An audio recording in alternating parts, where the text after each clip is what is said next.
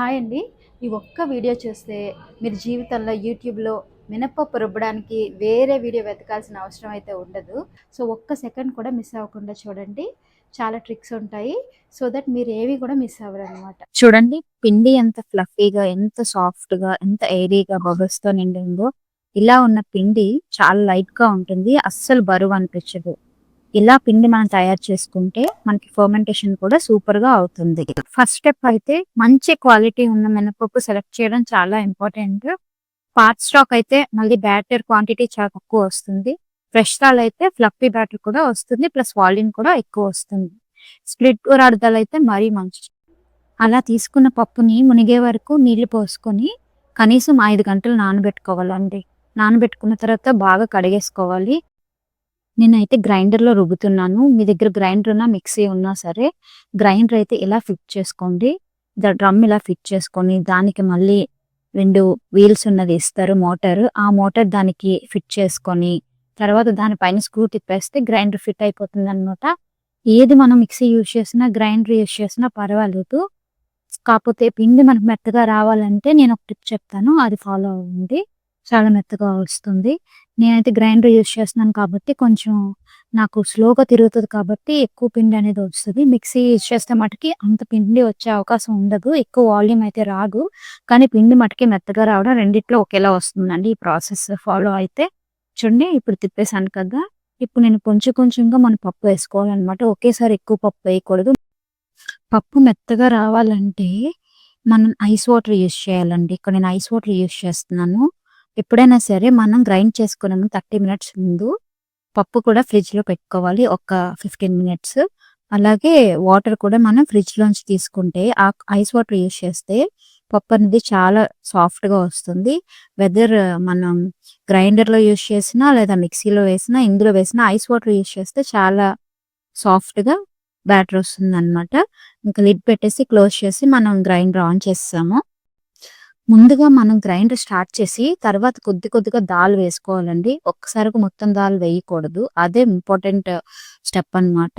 Plus ఇంకొకటేంటంటే water ఒక్కసారిగా ఎక్కువ పోస్తే బ్యాటర్ ఏమో థిన్ అయిపోతుంది. అప్పుడు మనం ఎంత గ్రైండ్ చేసినా ఫ్లఫీ టెక్స్చర్ రాదు. అందుకే వాటర్ కూడా మనం కొద్ది కొద్దిగా యాడ్ చేయాలి. నీడ్ ఉన్నప్పుడే నెక్స్ట్ వాటర్ అనేది మనం యాడ్ చేయాలి. తప్పనిసరిగా గుర్తుపెట్టుకోవాలి. ఈ గ్రైండింగ్ విషయంలో మటికి పేషెన్స్ చాలా ఇంపార్టెంట్ అండి. ఇక్కడ చూడండి నేను వాటర్ ఎలా యాడ్ చేస్తున్నానో. పిండి ఎక్కడైతే నాకు స్టక్ అవుతుంది అనిపిస్తుందో ఆ ప్లేసులు చూసుకొని అక్కడ అవసరమైనంత మట్టుకు కొంచెం వాటర్ యాడ్ చేస్తున్నాను. ఎప్పుడైనా మనం ఇలానే యాడ్ చేసుకోవాలి. అవసరమైతే తప్ప అస్సలు వాటర్ యాడ్ చేయకూడదనమాట.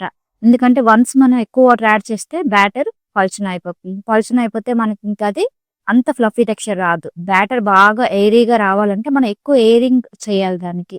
అంటే స్లోగా రన్ చేయాలి. సాధారణంగా ఈ గ్రైండింగ్ ప్రాసెస్ అయితే కనీసం 20-30 నిమిషాలైతే పడుతదండి. మిషన్‌ని బట్టి టైమింగ్ మారిపోద్ది. మిక్సీ అయితే కొంచెం త్వరగా అవుతది. కాకపోతే మనకి బ్యాటర్ అంత ఫ్లఫీగా రాదు. అలాగే ఇందులో గ్రైండింగ్ జరుగుతున్నప్పుడు బ్యాటర్ అనేది హీట్ అవ్వకూడదనమాట. హీట్ అయితే ఫర్మెంటేషన్ కూడా మనకి ఎఫెక్ట్ అవుతది. అందుకే మనం ఇందులో మెయిన్‌గా ఐస్ వాటర్ అనేది యాడ్ చేయాలి. పిండి ఎలా వచ్చిందో చూద్దామండి. సో, నేనిక్కడ చెక్ చేస్తున్నాను. మీరు కూడా ఈ విధంగానే చెక్ చేయండి. జస్ట్ మనం అడుగు నుంచి కొంచెం కలుపుకొని చూసుకోవాలనమాట. పప్పు కొంచెం అయినా ఇంకా గ్రెయినీగా ఉందా? సాఫ్ట్‌గా అయిందా? ఏంటి అని ఒకసారి మనం చూసుకోవాలి. కొంచెం ఆ రాళ్ళున్నాయి కదా! ఆ రాళ్ళ చుట్టూ కూడా పప్పు కొంచెం తీసేసుకొని అటు ఇటు కదుపుకొని మళ్ళీ ఆన్ చేసుకోవాలనమాట. ఇలా మనం ఎందుకు చేయాలి అంటే అప్పుడప్పుడు ఈ రాళ్ళ కింద ఈ ప్లాస్టిక్ గొట్టం పక్కన అప్పుడప్పుడు పప్పేమో అతుక్కొని ఉండిపోద్దనమాట. 1, 2 బద్దలు, ఇంకొంచెం కొంచెం బద్దలు ఉండిపోవచ్చు. సో, అవన్నీ చూసుకొని మనం మళ్ళీ ఇంకొకసారి తిప్పుకోవాలి. అవసరమైతే ఈ స్టెప్ ఉన్నప్పుడే కొంచెం మనం వాటర్ కూడా యాడ్ చేసుకోవాలి.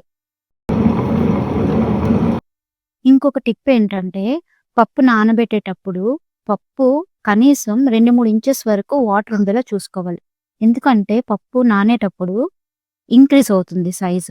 సో, మనం దాన్ని బట్టి వాటర్ చూసుకోవాలనమాట. అలాగే పప్పు నానడం కూడా సమ్మర్‌లో అయితే 4 గంటలైనా నానాలండి. వింటర్‌లో అయితే కనీసం 5-6 గంటలు పడుతుంది. అలాగని మనం ఓవర్‌గా పప్పు నానబెట్టకూడదు. అలాగే తక్కువగా కూడా చేయకూడదు. ఈ టైమింగ్ ఫాలో చేస్తే గ్రైండింగ్ కూడా చాలా ఈజీగా అవుతుంది. గ్రైండర్‌లో అయితే నాకు కొంచెం పని ఈజీ అనిపిస్తది. అదే మిక్సీలో అయితే మాటికి హీట్ అయిపోతుంటదండి. అందుకే నాకు మిక్సీ అంటే కొంచెం ఇబ్బందొస్తది. ఎంత మన ఐస్ వాటర్ యూజ్ చేసినా మనకి పిండి కూడా వాల్యూమ్ తక్కువొస్తది. చూడండి ఆల్మోస్ట్ మన పప్పు ఇప్పుడు రుబ్బడం ఆల్మోస్ట్ ఎండింగ్‌కొచ్చేసింది. మెత్తగా కనిపిస్తుంది. ఇంకా నాకు గ్రెయినీ టెక్స్చర్ ఏం కనిపించట్లేదు.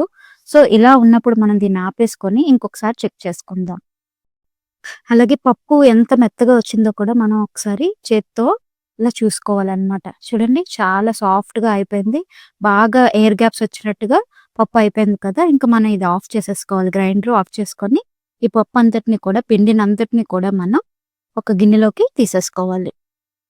అలాగే మనం తీసుకునే గిన్నె లోపల నిండుగా పిండిని నింపేయకూడదండి. ఎందుకంటే ఫర్మెంటేషన్ సమయంలో బ్యాటర్ అనేది మనకి డబుల్ అయ్యే ఛాన్స్ ఉంటుంది. అందుకే గిన్నెలో కొంచెం స్పేస్ ఉండేలా చూసుకోవాలి. పోతే చాలా లైట్ వెయిట్ ఉంటది. ఇన్ కేస్ ఇది కూడా తెలియదు అంటే మనం కొంచెం పిండి తీసుకొని కొంచెం వాటర్‌లో డ్రాప్ చేస్తే అది పైకి తేలాలన్నమాట. అలా తేలితే పిండి చాలా ఫ్లఫీగా, ఎయిరీగా అయినట్టు. సో, ఈ టిప్ యూజ్ చేసుకొని మీరు కూడా హ్యాపీగా ఇంట్లో ఈ గ్రైండింగ్ ప్రాసెస్ అనేది సింపుల్ చేసుకోండి. ఈ వీడియో కనుక నీకు నచ్చితే ఛానల్‌కి సబ్స్క్రైబ్ చేయండి. నెక్స్ట్ వీడియోలో మళ్ళీ కలుసుకుందాం. బాయ్.